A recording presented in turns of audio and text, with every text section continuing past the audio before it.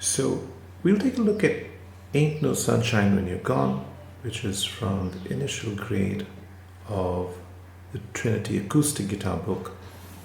And this song is built around three chords that you need to know. One is A minor. Okay. The other chord you'll need to know would be a D minor. Now, I play the D minor sometimes like this, but you can play it any way that you want to. And an E minor chord. Okay. Among the other concepts that you need to know your A natural minor scale. So you have to be able to play that.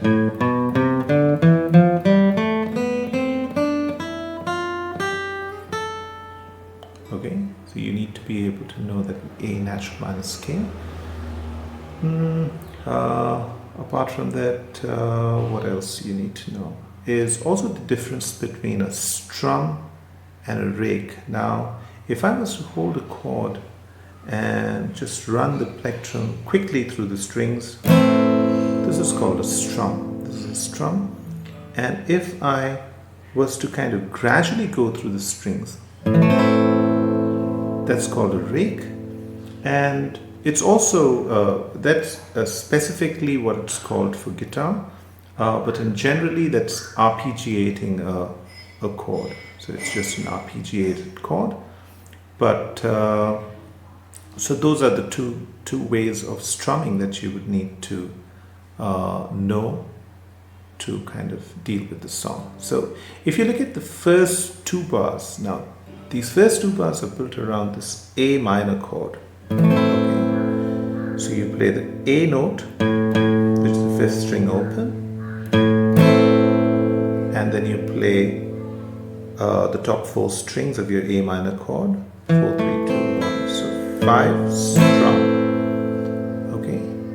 And then you go and play a little bass line, which is just E, G, A. So two of those notes are open. You have the open E note, you have the open A note, and you also have this fretted G note at the third fret of the sixth string, right? So just E, G, A. So together, that will sound like this.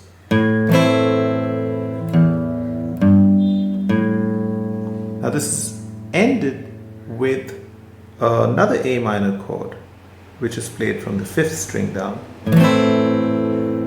Okay, now I like to kind of rake that a little, even though the sheet music doesn't ask for it, but I still feel that it sounds better if you did that. So you can try doing that.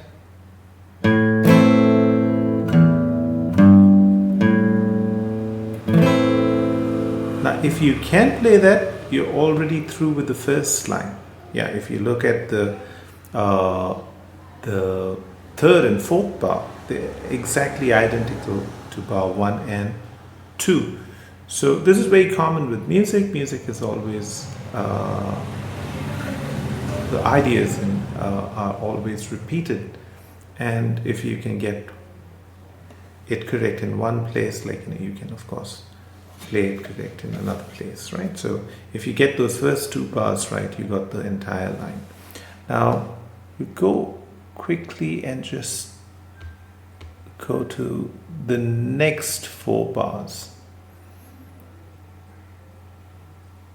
So once you go to the next 4 bars, you'll see now that squiggly line next to your chord, which is telling you to arpeggiate the chord. Okay, now that chord that is over there that you can see, that's an E minor chord. So you play an E minor chord and you rake it, and that's lasting an entire bar. Then you go to a D minor chord and you rake it also, but remember to play it from the 4th string. Okay, and then this riff is repeated again.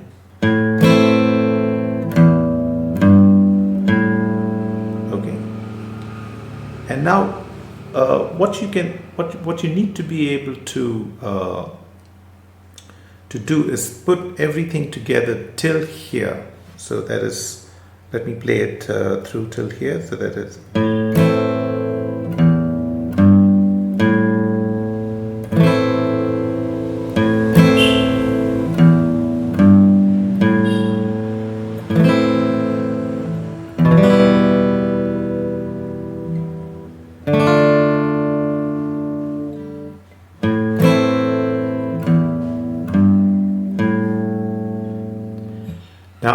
After this is when you need to go in and start playing the melody line that is starting in bar number, so this is 5, 6, 7, 8, in bar number 8, that melody line that starts, and it starts on an E note.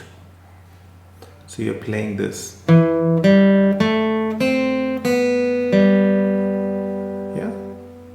So that's E, G, A, C, B, G.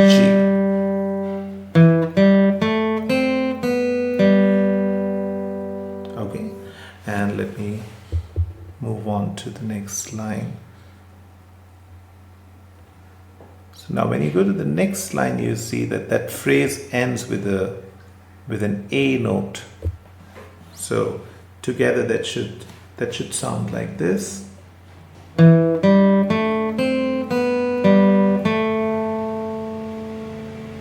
Okay, and remember, this is always starting on the second beat. So 1, 2 and 3 and 4 and 1, 2, 3, 4, 1, 2 and 3 and 4 and 1, 2, 3, 4, 1. So that phrase is played twice, and after this you go to the next phrase that's starting on the A note, where you're playing this. And that one also ends on a D, but you'll see, like, once we go to the next line. So for now, like, you're just playing 2, 2, 1, 0, 3, 0. So that is A, C, E, D, E. And when we move to the next line, you can see that this has a D note over there. So you have this 2 and 3 and 4 and 1, 2. And now in this bar number 13, that phrase that's starting on 3, 3, 1, 2, 0, 2. Now you have to remember that starts on the and of 2, so that's on the offbeat.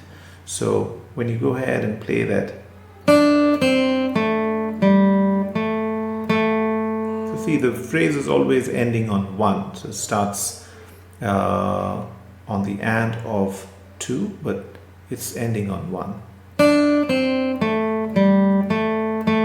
So that's A, D, C, A, G, A. Okay, and then 1, 3, 1, 2, 0, 2, 2. There it's starting on 2. 2 and 3 and 4 and 1, and this will end with the same kind of bass line where you're playing E, G, but instead of playing A, you just play the A minor chord. So the bass note is kind of part of the chord. And also, if you pay attention, there's a writ over there on that E, but I would suggest that you listen to the demo for the song and learn how that writ is, because you may want to play this along with the backing track, which is going to be more fun. So if you have any questions, you can always message me in the comment section.